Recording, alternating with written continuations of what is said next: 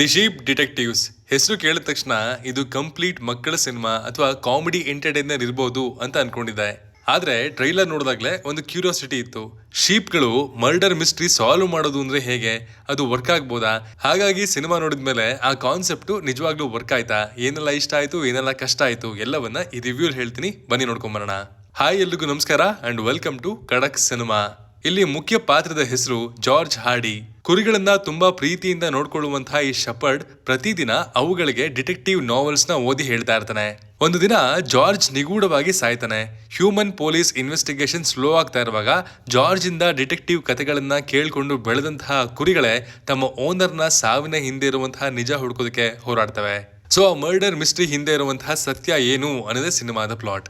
ನನಗೆ ಸಿಕ್ಕಾಪಟ್ಟೆ ಇಷ್ಟ ಆದದ್ದು ಇಲ್ಲಿನ ಟ್ರೀಟ್ಮೆಂಟ್. ಶೀಪ್ಗಳು ಡಿಟೆಕ್ಟಿವ್ ಆಗೋದು ಕೇಳೋದಕ್ಕೆ ತುಂಬಾ ಸಿಲ್ಲಿ ಕಾನ್ಸೆಪ್ಟ್ ಅಂತ ಅನಿಸ್ಬೋದು, ಆದ್ರೆ ಡೈರೆಕ್ಟ್ರು ಅದನ್ನ ತುಂಬಾ ಸಿನ್ಸಿಯಾರಿಟಿಯಿಂದ ಹ್ಯಾಂಡಲ್ ಮಾಡಿದ್ದಾರೆ.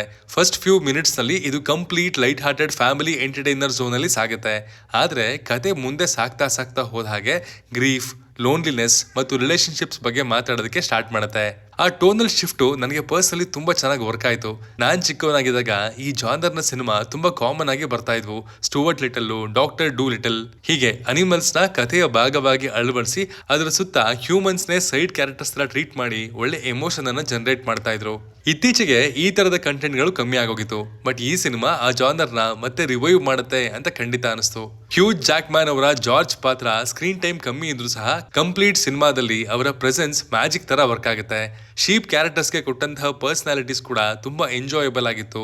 ಒಂದೊಂದು ಶೀಪ್ಗೂ ಬೇರೆ ಬೇರೆ ಗುಣಗಳಿದೆ ಅಂಡ್ ಅವರ ಮಧ್ಯೆ ನಡೆಯುವಂತಹ ಡಿಸ್ಕಷನ್ಸ್, ಕ್ಲೂಸ್ ನ ಕನೆಕ್ಟ್ ಮಾಡುವಂತಹ ರೀತಿ ಮತ್ತೆ ಮಿಸ್ಟ್ರಿನ ಸಾಲ್ವ್ ಮಾಡುವಂತಹ ಪ್ರಯತ್ನ ತುಂಬಾ ನ್ಯಾಚುರಲ್ ಆಗಿ ಮೂಡ್ ಬಂದಿದೆ. ಕ್ಲೂಸ್ ನ ಆಡಿಯನ್ಸ್ ಜೊತೆಗೆ ಶೇರ್ ಮಾಡ್ತಾ ಹೋಗೋದ್ರಿಂದ ನಾವು ಕೂಡ ಇನ್ವೆಸ್ಟಿಗೇಷನ್ ಪಾರ್ಟ್ ಆಗ್ಬಿಡ್ತೀವಿ. ಮಿಸ್ಟ್ರಿ ಜಾನರ್ ಇಷ್ಟಪಡುವಂತಹ ಆಡಿಯನ್ಸ್ಗೆ ಇದು ಸಿಕ್ಕಾಪಟ್ಟಿ ಯುನೀಕ್ ಎಕ್ಸ್ಪೀರಿಯನ್ಸ್ ಆಗ್ಬಹುದು. ಇನ್ನು ಟೆಕ್ನಿಕಲ್ ಸೈಡ್ ಬಗ್ಗೆ ಹೇಳೋದಾದ್ರೆ ವಿಜುವಲ್ಸ್ ತುಂಬಾ ವಾರ್ಮ್ ಮತ್ತೆ ಕಲರ್ಫುಲ್ ಆಗಿದೆ. CGI ಶೀಪ್ಗಳು ಯಾವುದು ಸಹ ಆರ್ಟಿಫಿಷಿಯಲ್ ಅನ್ನುವಂತಹ ಫೀಲಿಂಗ್ ಕೊಡಲ್ಲ.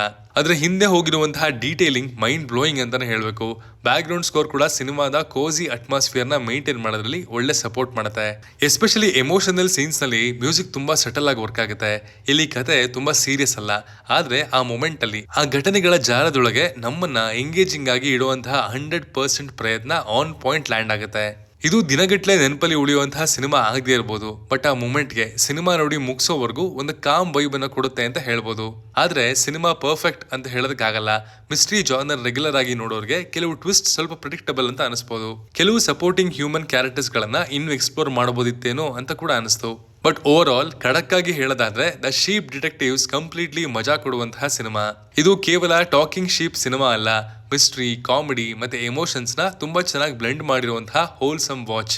Especially family audience, mystery lovers ಮತ್ತೆ ಫೀಲ್ ಗುಡ್ ಸಿನಿಮಾಗಳನ್ನ ಇಷ್ಟಪಡುವಂತಹ ಆಡಿಯನ್ಸ್ಗೆ ಖಂಡಿತವಾಗ್ಲೂ ರೆಕಮೆಂಡ್ ಮಾಡ್ತೀನಿ. ಪ್ರೈಮ್ ವಿಡಿಯೋನಲ್ಲಿ ಇಂಗ್ಲಿಷ್ ಭಾಷೆಯಲ್ಲಿ ಅವೈಲಬಲ್ ಇದೆ. ಇದಾಗಿತ್ತು ದ ಶೀಪ್ ಡಿಟೆಕ್ಟಿವ್ ಸಿನಿಮಾದ ರಿವ್ಯೂ. ನೀವು ಈ ಸಿನಿಮಾನ ಆಲ್ರೆಡಿ ನೋಡಿದ್ರೆ ನಿಮ್ಗೆ ಹೇಗೆ ಅನಿಸ್ತು ಅಂತ ಕಮೆಂಟ್ ಮಾಡಿ ತಿಳಿಸಿ. Signing off, Manu.